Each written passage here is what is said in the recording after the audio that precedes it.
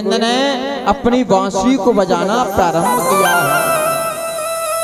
सुंदर बांसुरी की तान कन्हैया ने छेड़ी है और ऐसी मधुर तान छेड़ी है कि मधुर तान कन्हैया की पूरे ब्रज में फैलने लगी है। और जो गोपियाएं अपने घर सुन रही थी, बैठी थी, उनके कानों में कन्हैया की मुरली की धुन जैसी ही गई है, मुरली की धुन जैसी ही गई है, मुरली की धुन जैसी ही गई है। तो गोपियों का मन रूपी मयूर घर बैठे नाचने लगा है। और जब कन्हैया बांसुरी को बजाकर बांसुरी को संपन्न कर कर बांसुरी को बंद कर कर जब अपने घर लौट कर आए हैं तो सब गोपियां एकत्रित हो गई हैं। गोपियों का मन रूपी मयूर नाचने लगा अभी कृष्ण की बांसुरी की धुन को सुनकर।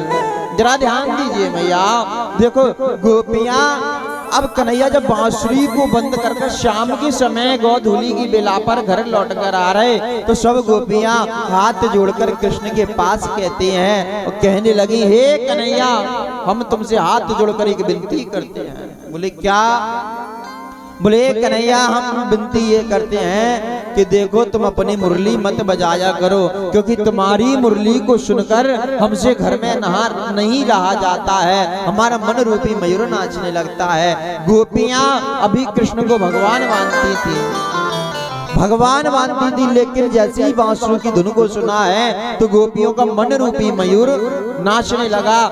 मन में अभी गोपी भगवान मानती थी, लेकिन अब बांसुरी की धुन को सुनकर गोपियां कृष्ण को मन ही मन, कृष्ण को मन ही मन पति रूप में चाहने लगी है, मन ही मन कृष्ण को प्रेम करने लगी है।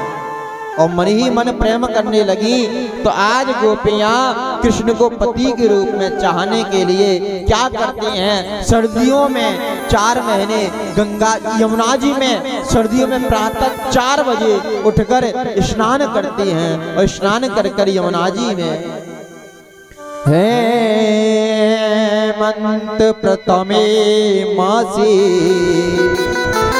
नंद विराजे कुमारिका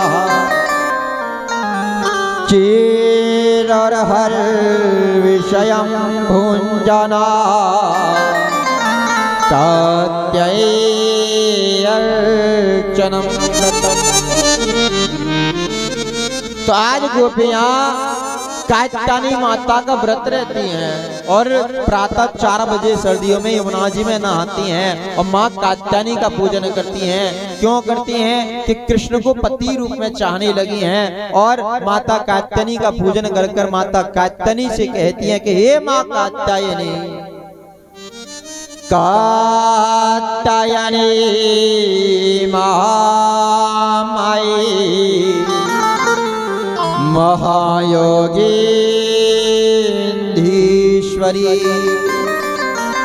नंद गोपेशुतम देवी पति में क्रोते नमः। माता कात्यायनी से कहते हैं, हे माँ कात्यायनी हमें वसुदेव पुत्र श्री कृष्ण पति के रूप में मिले। सो आज माता कात्यायनी का पूजन कर रही है, निर्वस्त्र स्नान करती हैं। एक दिन कन्हैया ने आकर गोपियों से कहा कि गोपियों मैं तुम्हें जानता हूँ कि तुम मुझे कितना प्रेम करती हो और मैं ये भी जानता हूँ कि तुम मुझे पति के रूप में चाहती हो और मैं ये भी जानता हूँ कि तुम यमुना जी में स्नान करती हो निर्वस्त्र, लेकिन गोपियों तुम जो निर्वस्त्र स्नान करती हो ये गलत है। तो आज गोपियां कहती हैं बड़े आए हमें समझाने, हम तो ऐसे ही स्नान करेंगे।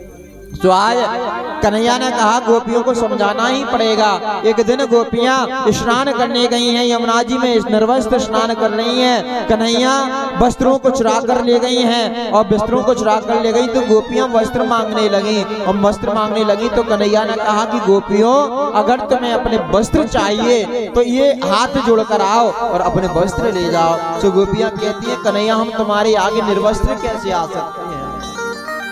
एक गोपी कहती है ये तो साक्षात परमात्मा है, इसके आगे तो हजारों वस्त्रों को भी पहन ले तो भी निर्वस्त्र रहते हैं, इससे कुछ भी नहीं छिपा। तो आज गोपियां हाथ जोड़कर आई और अपने वस्त्रों को ले गई हैं। कन्हैया गोपियों से बड़े प्रसन्न हुए हैं। तो आज कन्हैया गोपियों से कहते हैं कि गोपियों, मैं तुम्हारे प्रेम का बड़ा आदर सम्मान करता हूँ, तुम मुझसे प्रेम करती हो मनी ही मन, ये मैं जानता हूँ, तुम मन ही मन मुझे पति मानती हो ये जानता हूँ।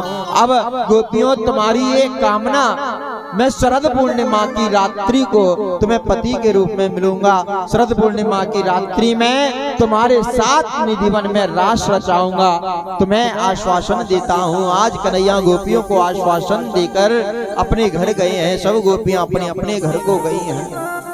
अब सुखदेव जी कहते हैं कि इन ब्रजवासियों के इतने सरल स्वरूप में भगवान मिल गए हैं। गोवर्धन महाराज के भोजन की ओर चलते हैं, कल अधिक से अधिक संख्या में पधारेंगे। मैं